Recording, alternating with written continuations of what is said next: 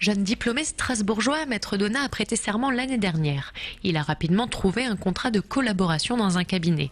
Bureau, informatique, secrétariat sont mis gratuitement à sa disposition. Comme le fixe le barreau de Strasbourg, il est payé 2 200 € bruts par mois. Mais, en tant que travailleur non salarié, il doit retirer 30 à 40% de son salaire pour payer ses charges sociales.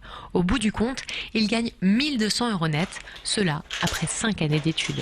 Avec uniquement la rétrocession qui nous est versée, il est difficile d'avoir un niveau de vie, on va dire, je ne dirais pas un niveau de vie correct puisqu'on a un niveau de vie correct, mais il convient effectivement de développer pour ajouter, on va dire, une source de rémunération plus importante. Pour gagner plus, une seule solution, développer sa clientèle.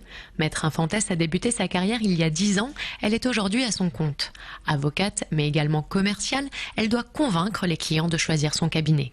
Les élèves avocats qui sortent de l'école ne sont pas forcément très bien préparés à cette réalité. Il y a des cours de gestion de cabinet, ce qui nous permet effectivement de comprendre comment gérer un cabinet, mais encore on découvre quand même sur le tas.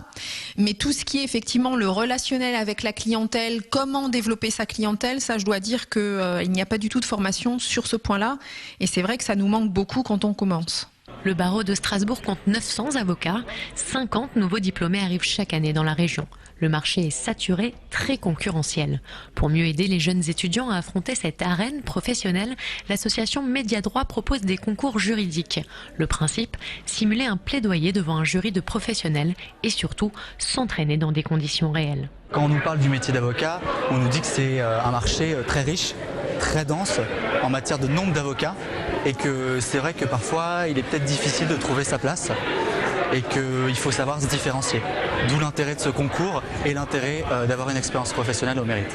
La récompense pour les gagnants, un stage au sein d'une structure juridique. Finaliste du concours, Aviva Schmuckler, 22 ans, sait que chaque expérience professionnelle est un atout.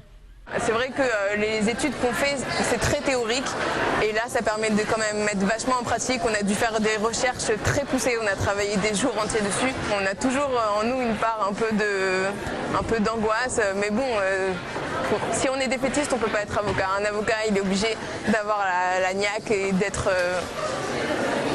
de croire que ce qu'il fait c'est bien. S'il a ne serait-ce qu'un doute, ça se voit et il se fait manger.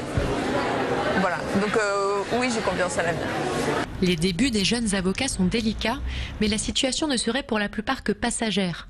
Après plusieurs années d'exercice, certains gagneraient en moyenne 6 000 € par mois.